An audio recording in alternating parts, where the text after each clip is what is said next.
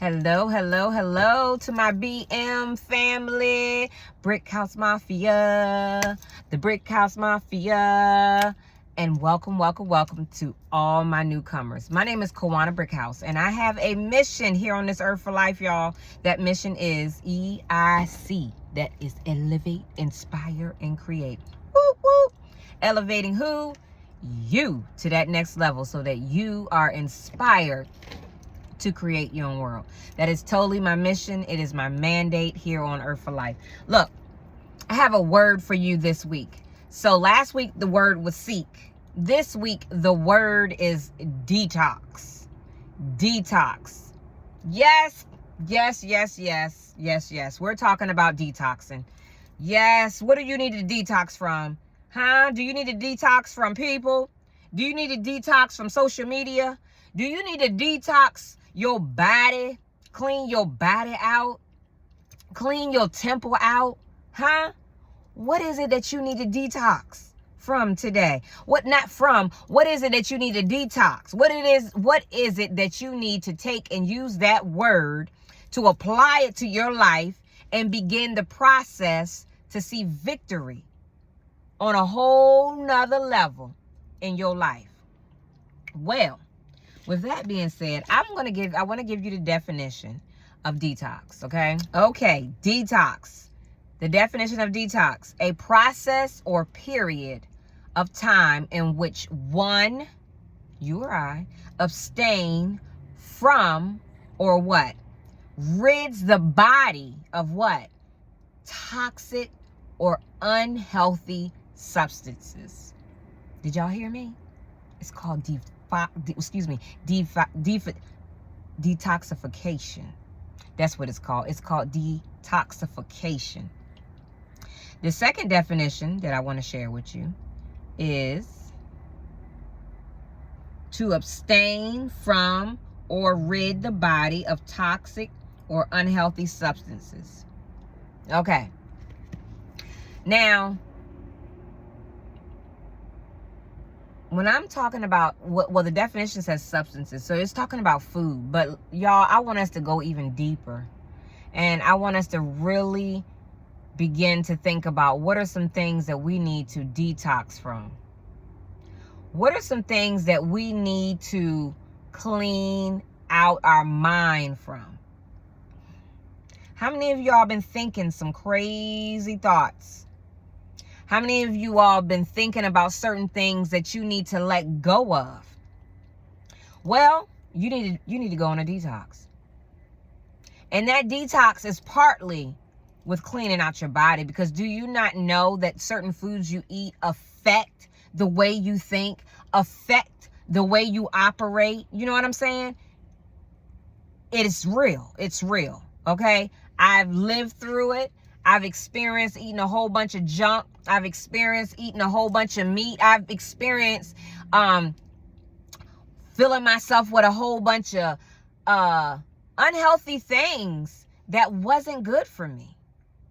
And in return, it caused me to be polluted with toxins. Now, I need y'all to go deeper with me. It's beyond the food here. Because sometimes you can think about certain topics, whether it's,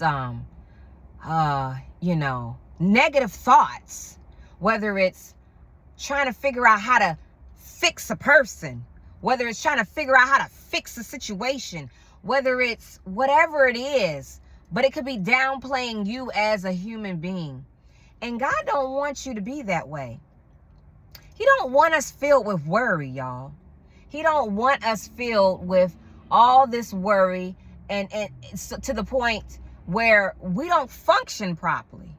And it's so important that we as his children do what the word of God says. The word of God says, for his yoke is easy and his burden is light. God wants us to cast our burdens, y'all, on him. Because if you cast your burdens on him, guess what he's going to do? He's going to renew your strength. So that you can what? Mount up what? Your wings like an eagle. so that you will be able to what? Walk and not faint, that you will be able to run, that you will be able to leap, that you will be able to fly and leap. Seriously, y'all. That is what the Lord wants with us. And so, BMs, I just want you all to understand. I came up here today to not only talk to you about the definition of detox and give you some examples, but I want to take you to a passage in the Bible, okay? And we're going to be reading 5 verses from the book of Daniel. Now, Daniel, he was a man that believed in fasting. Matter of fact, there was quite a few people in the Bible that went on some that resulted to fasting, that resulted to detoxing. Basically, you know, in layman's day, in today's term, it would be detoxing the body, getting yourself right, getting yourself clear, so that you can what? Hear correctly, think correctly, feel. You know what I'm saying? Be able to tap into what Holy Spirit is wanting to say to you. I want to share with you some of the people in the Bible that fasted. Okay, Moses did. I already told you Daniel. Daniel did. He fasted. David, he fasted. Esther fasted. Okay, Jesus fasted, y'all. Hello. Nehemiah, he mourned and fasted and prayed. Okay, I'm gonna go back a little bit. Jesus, he fasted for 40 days and nights, y'all. Esther, she called a 3-day fast. David, he fasted on the behalf of his sick child. Daniel fasted and sought God's will for the return of the Israelites of captivity. Moses, he fasted, y'all, and he prayed for 40 days and 40 nights before receiving the 10 commandments. Okay, so Ezra declared a fast and prayed for a safe journey for the Israelites. And lastly, Anna, a prophetess, who was constant in her prayer and fasting. I said lastly, no, because you know what? I believe there's a lot of BM family members up here that fast. And I encourage you to continue to fast. I'm a woman of prayer and fasting. Look, prayer and fasting is a great thing for us to do. I want to go ahead and give you all the verses, read them to you, break it down for you, and then I'm going to end with some different styles of different things, different ways of fasting, okay? Okay, so in the book of Daniel, chapter 1, verses 1 through 5, this is what we're going to be reading at today. It says, in the year of the reign of Jehoiakim, king of Judah, Nebuchadnezzar, the king of Babylon, came to Jerusalem and besieged it. And the Lord delivered Jehoiakim, king of Judah, into his hand. Okay? Now what happened? What's going on right now? Let me go on and break that a little bit down right there. Basically, the king that was reigning, Jehoiakim, okay, the king of Judah, okay, his time had basically come to an end, because Nebuchadnezzar was the new king on the block that came and he besieged the kingdom, okay? He took over, okay? He took over. He went in and he did his thing, and it was now his. So, I'm going to continue on. The last part, verse 2, I'm going to read. And it says, and the Lord delivered Jehoiakim, king of Judah, into his hand, along with what? So this is what Nebuchadnezzar, the king Nebuchadnezzar, received. He received some articles, okay, from the temple of God. And these he carried off to the temple of his God in Babylonia, okay? And he put in the treasure house of his God. Okay, verse 3, it goes on to say, then the king ordered Ashpenaz, Yes, the king ordered Ashpenaz, chief of his court officials, okay, to bring into the king's service some of what? The Israelites from the royal family, okay, and the nobility. So this is what he wanted, y'all. He wanted young men without any physical defect, okay? He wanted them to be handsome, okay? Showing aptitude for every kind of learning. He wanted them to, like, want to learn, want to grow, you know, inquisitive, okay? Where am I at? Well-informed, okay? Quick to understand, okay? And qualified to serve in the king's palace. Hey, hey, hey. He was to teach them the language. This is who Ashpenaz was going to do. He was going to train these men. He was going to teach them the language, the literature of the Babylonians, okay? The king. Now, I'm going back to the king. The king assigned, verse 5, the king assigned them a daily amount of food. Now y'all getting to understand why I wanted to read this? Assigned them a daily amount of food and wine from the king's table. So he didn't just want them eating anything.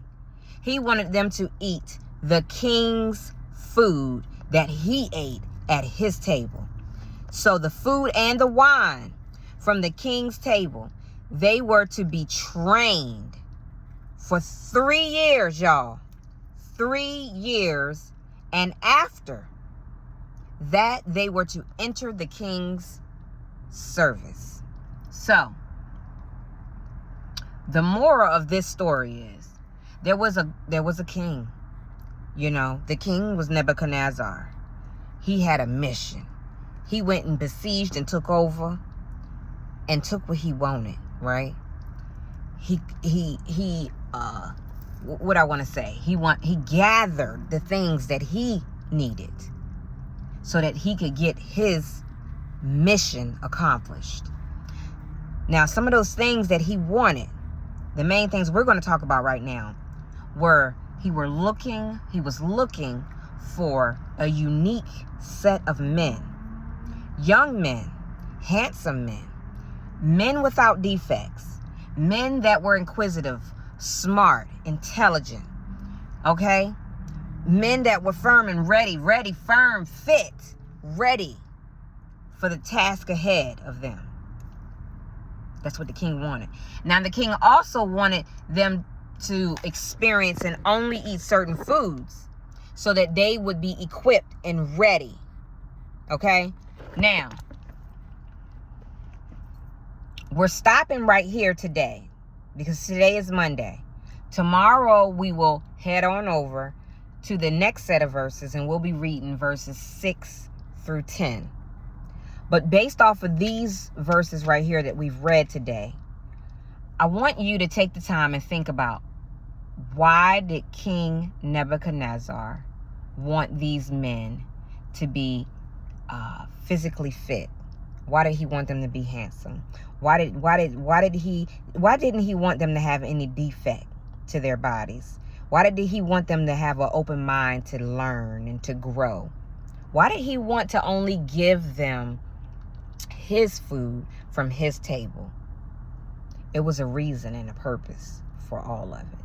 And throughout this week, as we study chapter 1, we're going to find out why.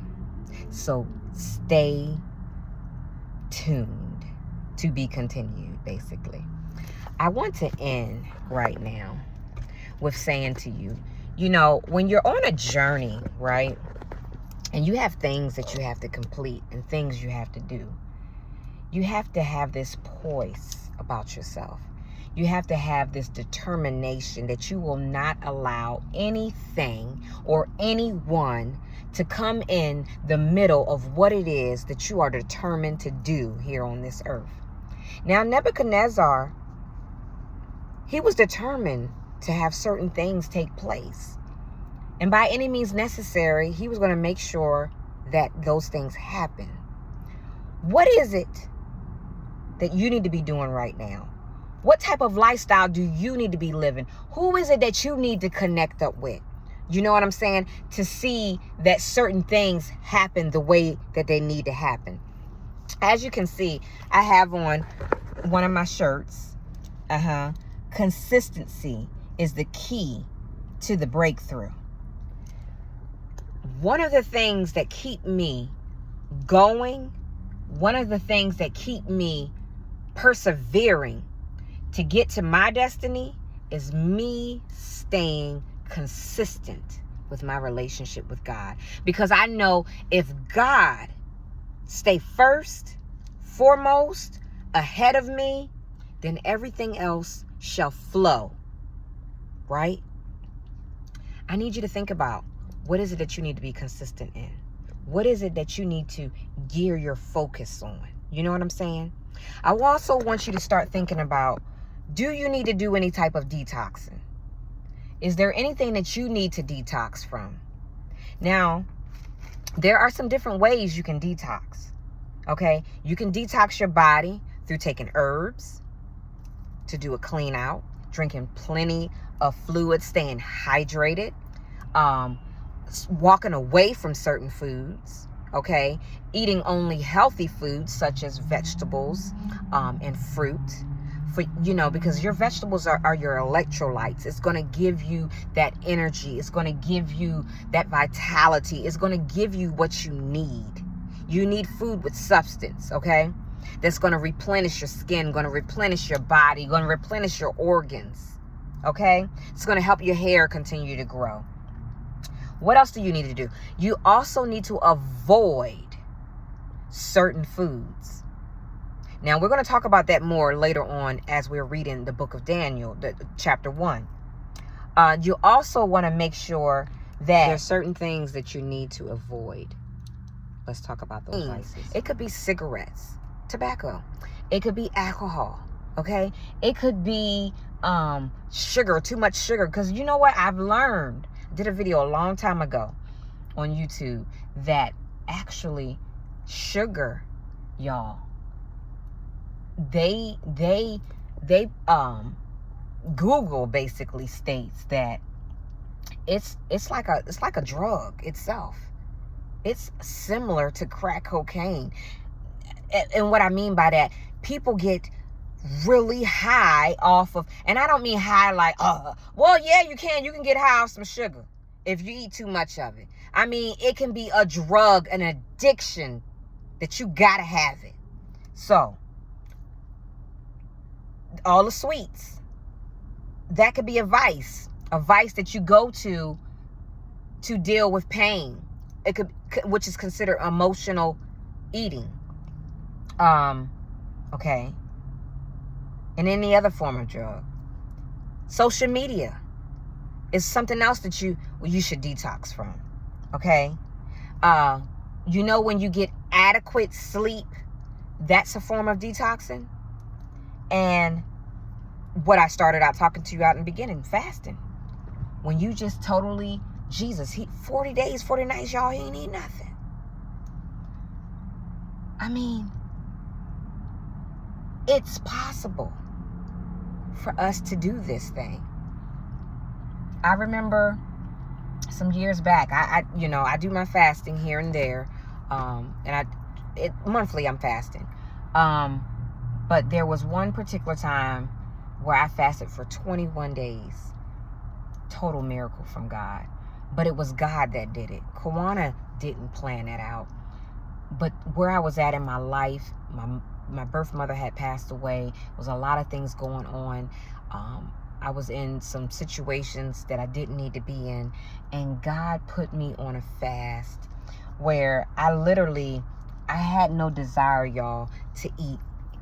But I understood that it was deeper than me. Just, okay, I'm not starving myself. No, God wanted me to get clarity from him. And I found that clarity. I found what I needed from the Lord at that time in my life. So I'm basically going to end right now with today's lesson. And I pray that it has blessed you.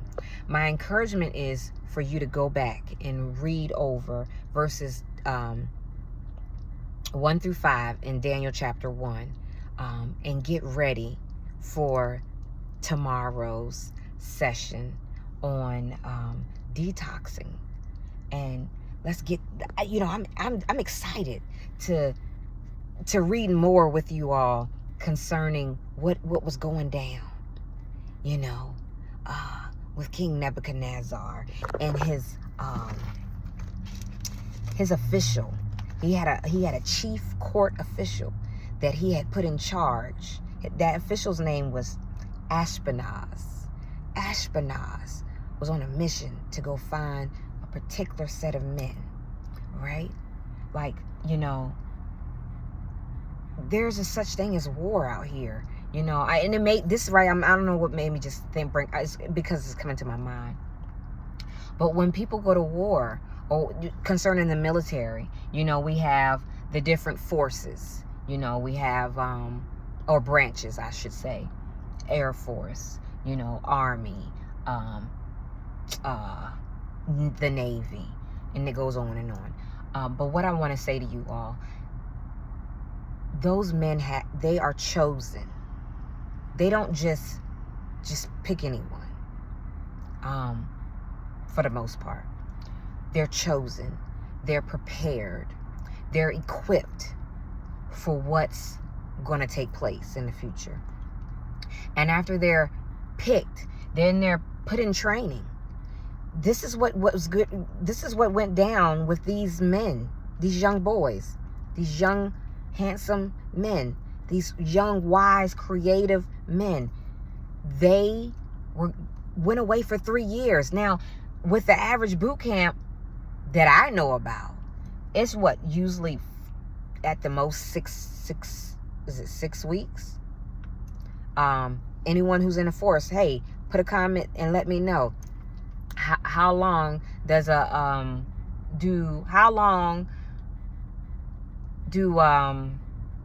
when someone's getting ready to be trained to join one of the branches, how long do they have to go away for training? I would like to know. As a matter of fact, I'm going to look up some information on it, and I'll get back with you all tomorrow. But I would love for someone to put in the comment and tell me. That's just some information that I would like to learn for myself. Okay, well, look, I'm going to go ahead and go for today.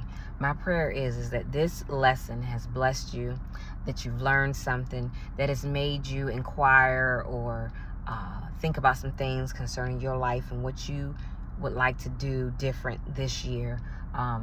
And stay consistent with it so that you can see change. Now, I would like to say,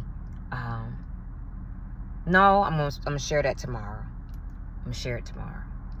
But just know that I'm excited about what God is doing with us as the BM family. I'm excited what God is doing in my life, and I'm excited about where He's going to even take you. If anyone would like to email me and share any praise reports or testimonies or just encouragement or need prayer, I encourage you to leave your prayer. If you would like a prayer request, if you have a prayer request, I encourage you to email me at Elevateinspirecreate at yahoo.com. Okay, you can find all that information in the description of this video. Hey family, to all the newcomers, don't forget to subscribe to my channel if you have not. Push that like button, and see you tomorrow. Oh, you know what? Actually, you might get some new videos later on this evening, because God is He's doing some stuff. Love you.